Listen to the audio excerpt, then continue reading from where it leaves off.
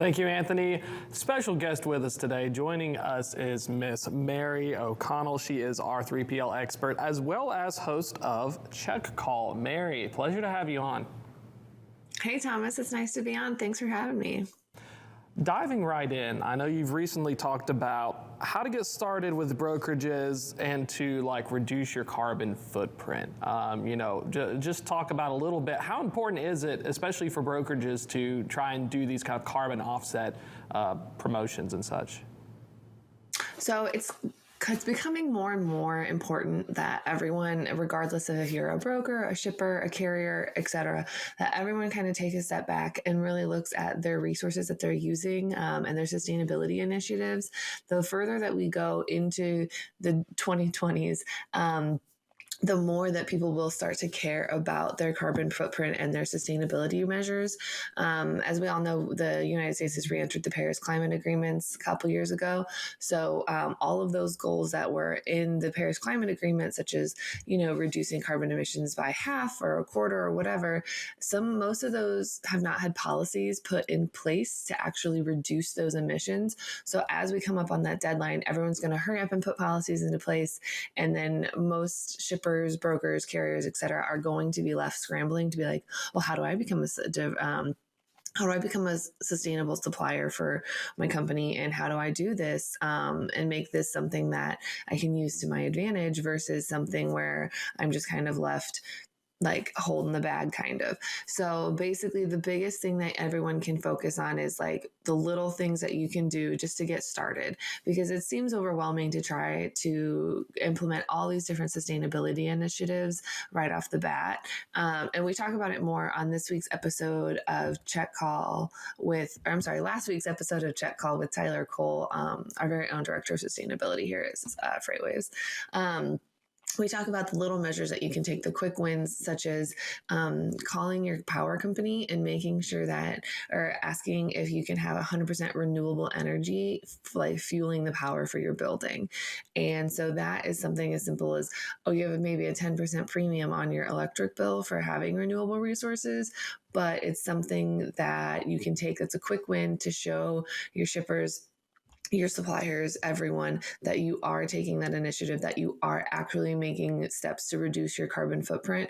And just start simple with something like that. It doesn't have to be we're doing all of these things. No, it can literally just be something as simple as taking your laptops and batteries to a recycling center or even to Best Buy. They recycle electronics, and just calling your power company and seeing if you can switch up how you get your electricity. And Mary, when we're looking at this space, like you said earlier, there's just so many different things that you can jump into, and it's really important to kind of find those quick wins that you can really start to use to your advantage. When you're looking at the different factors that go into this, what are some of the incentives for brokerages and 3PLs to really start to consider some of these factors a little bit more so when they're moving forward throughout the 2020s? Are there any things that is going to be making them look less appealing to certain partnerships with certain shippers and things like that? Or is this mostly just so that they can really be, and I think, in accordance to the industry standard? So I think it's going to be, right now, there's not here's $100, you're more sustainable, congratulations. There's not a quick little incentive like that. But as we move on and as more and more shippers continue to demand this kind of sustainability initiatives, we've seen it already with the amount of electric trucks that have been ordered and the amount of electric vehicles like that. We've seen that already come from the demand from the market, that people have that. The other thing that is going to happen is that all the shippers, all the people who use the 3PL for their services are going to start demanding that, they will start working with a sustainable supplier. I would not be surprised if in the realm of supplier diversity that happens among any company, that a sustainability supplier is up there as well as some of the minority owned and women owned businesses. So I think that will continue to be a thing, and those who adopt and get on board with it now will be set up for nothing but success in the future. If you're one of those early adopters and you get in on the ground floor, then you can say, oh, don't worry. We don't have to sit here and scramble to try to make a sustainability plan for you. We've been doing this for years now. So like, come with us. It's fine. It'll continue to provide a competitive advantage as the market starts to demand this. So those who adopt it now and can already go through all of those processes to make sure that they are a sustainable supplier for those shippers and everyone that uses the 3PL, it will just serve as nothing but a value add that they can bring to their potential customers. I think that's a really important point. A lot of investors as well are not forcing, but highly encouraging via activist investment to have these types of ways that, are you a reliable green supplier and are you on board with this?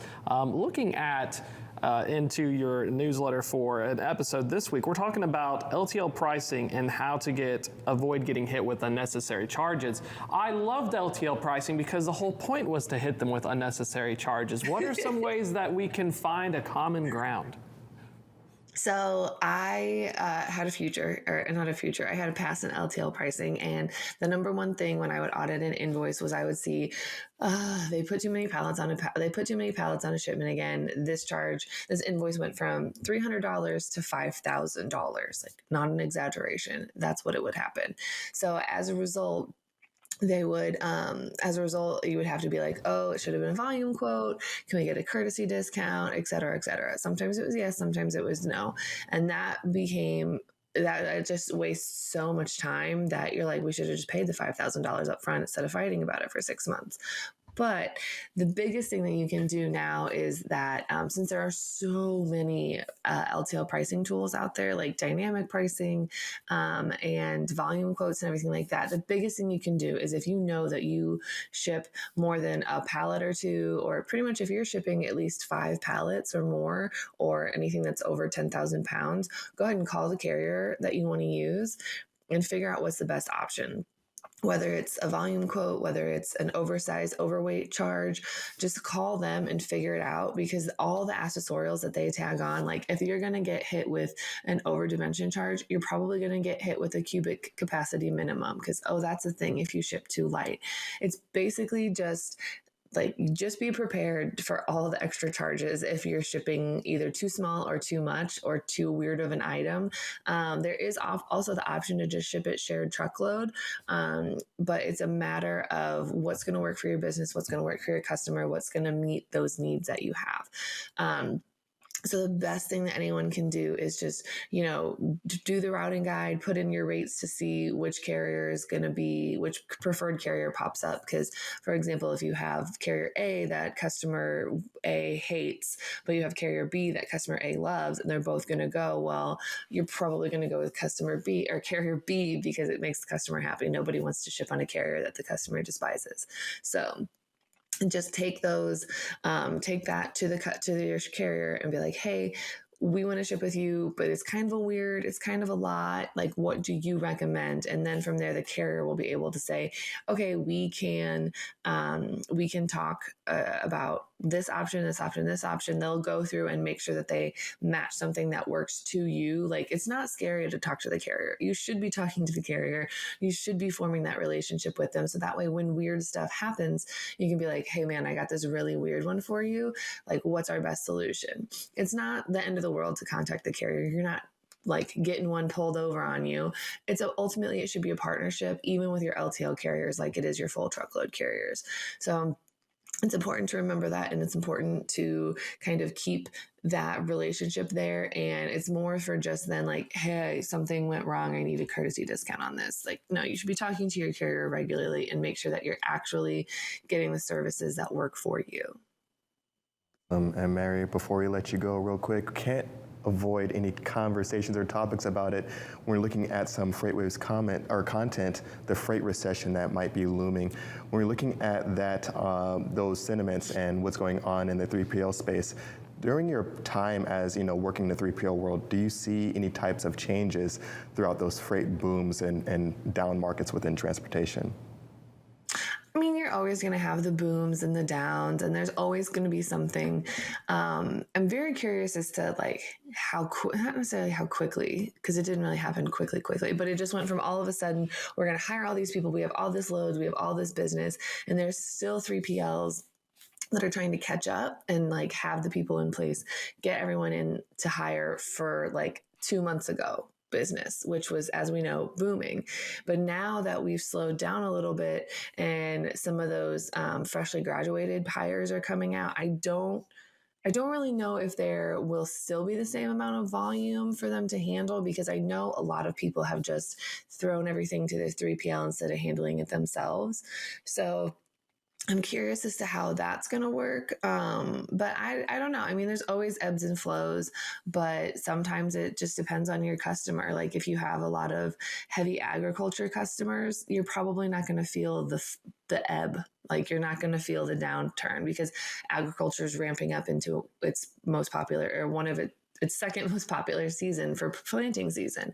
So I think it's just going to depend mostly on your customer base. Like if you have a lot of consumer goods and retail customers, you're probably going to feel it. It's going to hurt. But if you have like a nice diverse like customer base, then it might hurt a little bit and you might just have to reshuffle some teams around, but I don't think it'll be a massive impact to the industry. Who knows? I could be wrong though. Well, Mary, thank you so much for your insights this morning. Always great having you on. Looking forward to checking in with you next week. All right. Have a good day, guys.